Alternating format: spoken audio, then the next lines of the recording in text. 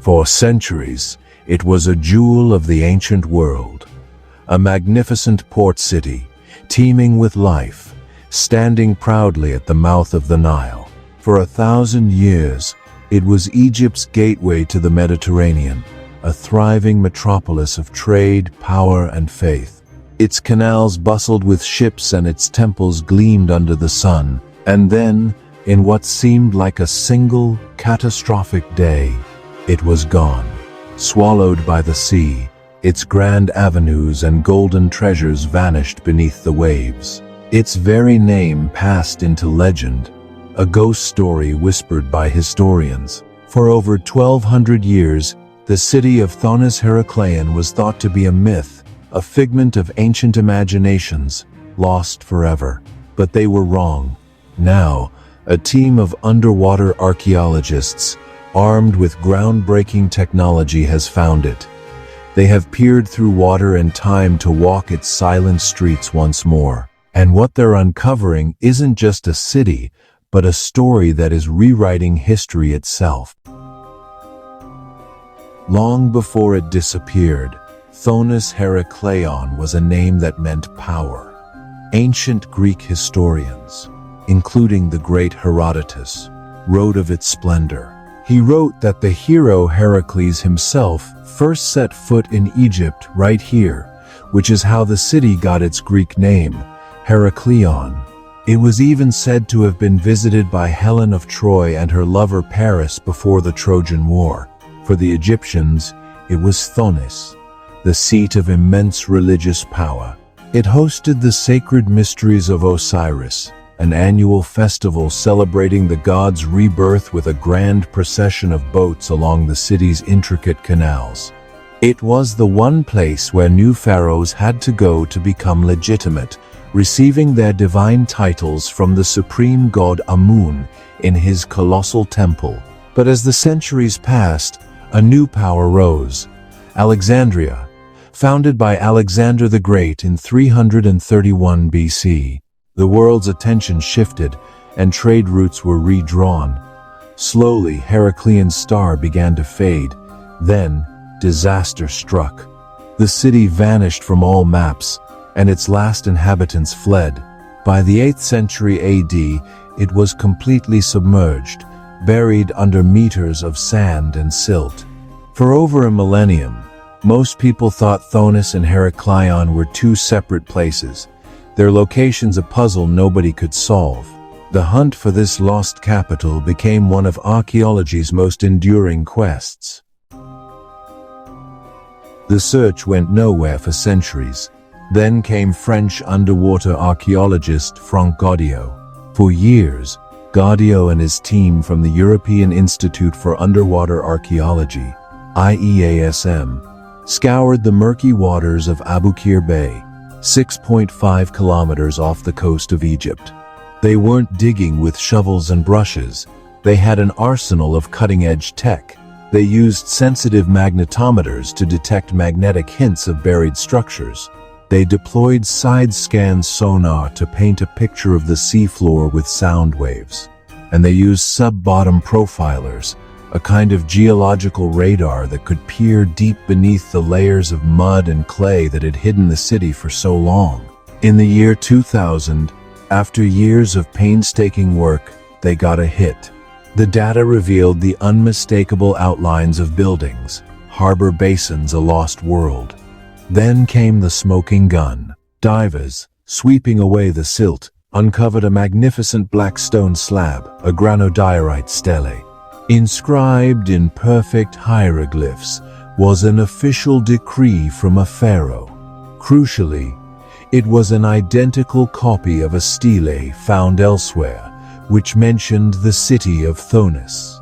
The inscription proved, once and for all, that the Greek Heraklion and the Egyptian Thonis were not two cities, but one and the same.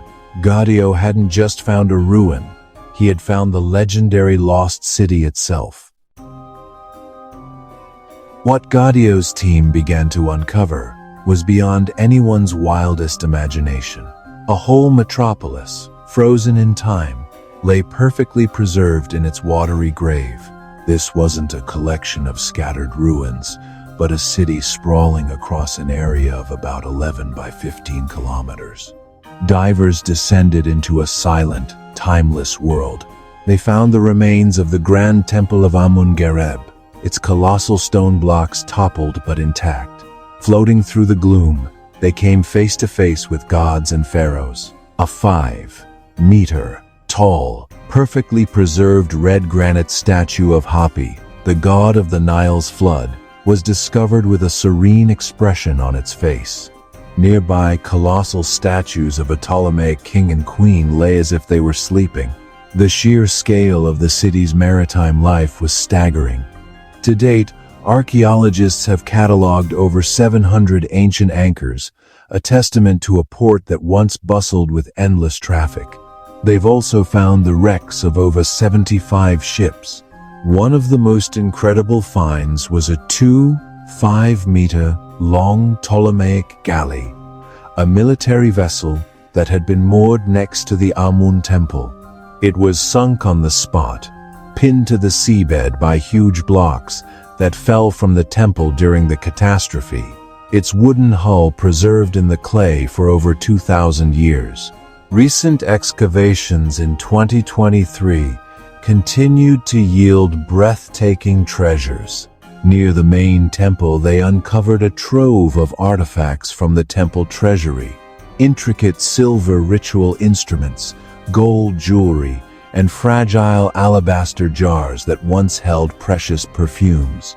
Just east of the Amun Temple, they found a sanctuary dedicated to the Greek goddess Aphrodite, filled with imported bronze and ceramic objects. In one of the most humanizing discoveries, they even found wicker baskets still containing the doom palm fruits and grape seeds they held over 2,200 years ago, the remnants of an ancient meal or an offering left for the gods.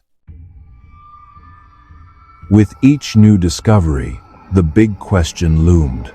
How could a city this massive just sink? The answer, scientists discovered, wasn't a curse, but a terrifying geological phenomenon. The Nile Delta, where Thonis Herakleion was built, is made of thick layers of soft clay and silt. The city wasn't built on solid rock, but on unstable ground. The key to its destruction lies in a process called soil liquefaction. Archaeological evidence points to a powerful earthquake that shook the region, likely accompanied by a massive tidal wave. During this cataclysmic event, the violent shaking turned the water-saturated soil beneath the city into a liquid-like substance, essentially. The ground turned to jelly. Heavy stone temples, massive statues, and entire buildings, their foundations no longer stable, were suddenly swallowed by the earth.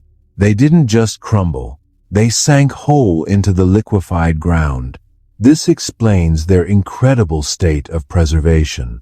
The evidence points to a catastrophic event in the mid-2nd century BC that destroyed the main temple, causing the first major collapse. So, while the final submersion took centuries, the city's fate was sealed by a sudden, violent event that would have felt like the end of the world, a city sinking in a matter of hours.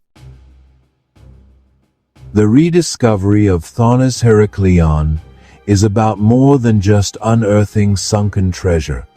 It's fundamentally changing our understanding of the ancient world.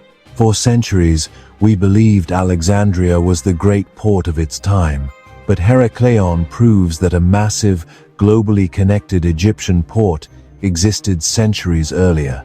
It was the required gateway for all Greek trade into Egypt, and the city's wealth was built on the taxes it collected from every ship that passed through. The artifacts reveal a vibrant, multicultural society where Greek and Egyptian cultures and religions blended seamlessly. Greek merchants lived and built their own sanctuaries right next to the grand Egyptian temples. It was a true melting pot of the ancient world. The shipwrecks have also delivered a major surprise. Studies show many were built with Egyptian techniques, proving local shipbuilding dominated the Nile. rewriting the history of maritime commerce in the region. This city wasn't just a footnote, it was a center of civilization, a vital hub of commerce, and a sacred landscape that shaped the political and religious life of Egypt for hundreds of years. Finding it has filled a crucial missing chapter in the story of our world. The story of Thonis Heracleion is a powerful reminder that history is not a closed book. It's a living story that's constantly being updated. From a mythical legend to a tangible place, this sunken city has returned from the depths to share its secrets. And here's the most incredible part. Frank Gaudio estimates that, even after more than 2 decades of work, his team has excavated only about 5% of the city. 95% of this metropolis remains a mystery, hidden beneath the sand. What other treasures, what other statues, what other secrets to our shared past are still waiting down there, ready to be discovered? The greatest discoveries may be yet to come,